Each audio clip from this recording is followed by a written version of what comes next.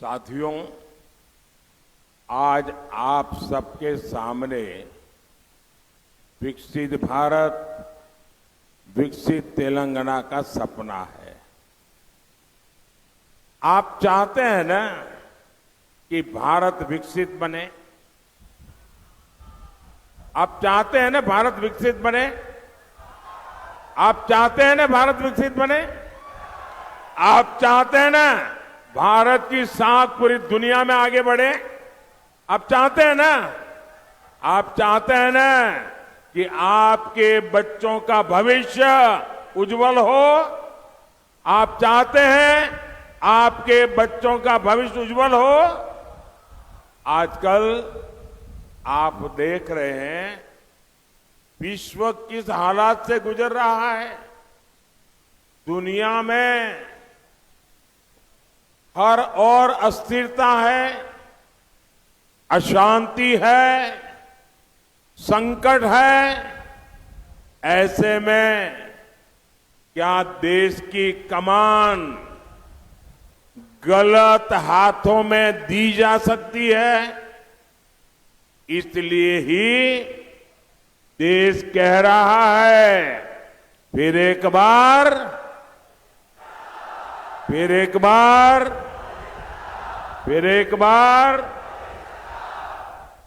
మిత్రులారా, మీరందరూ వికసిత భారత్, వికసిత తెలంగాణ కలను కంటున్నారు.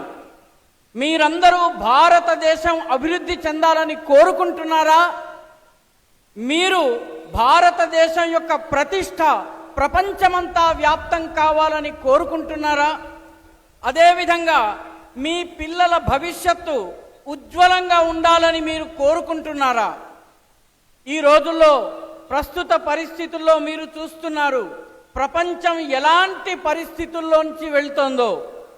ప్రపంచమంతటా అస్థిరత, అశాంతి, భయాందోళనలు, విపత్తులు ఉన్నాయి.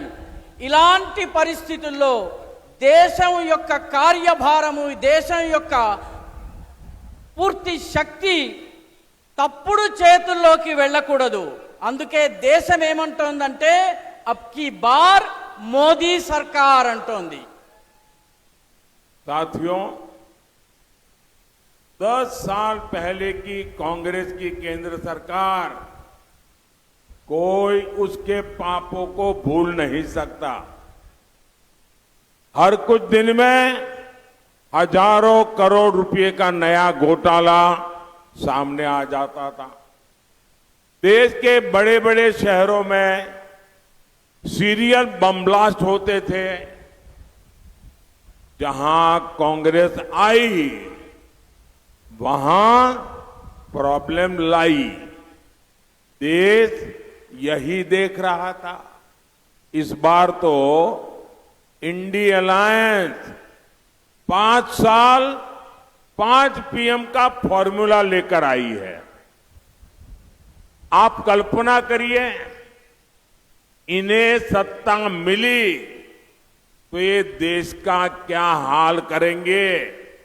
हर वर्ष एक नया पीएम, दूसरे साल दूसरा पीएम, तीसरे साल तीसरा पीएम, ये देश का भला कर सकते हैं क्या?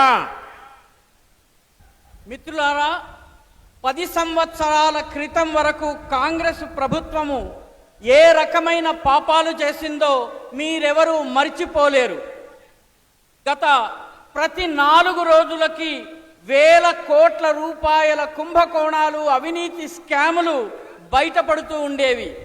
దేశంలోని పెద్ద పెద్ద పట్టణాల్లో వరుస బాంబు పేలుళ్లు సంభవించేవి.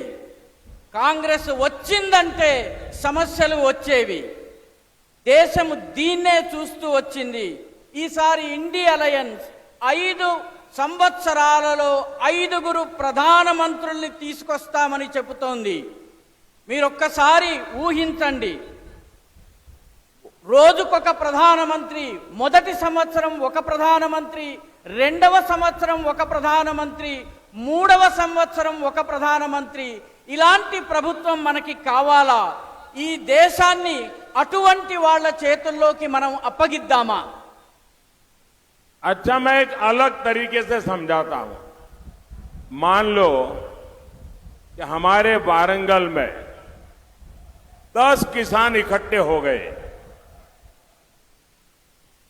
और 10 किसान इकट्ठे होकर के उन्होंने किसी को बुलाया जो जमीन में पानी कहां है उसकी खोज करने वाले को, और 10 किसानों ने पूछा कि भाई हम 10 खेतों के लिए पानी के लिए जमीन से पानी निकालना चाहते हैं।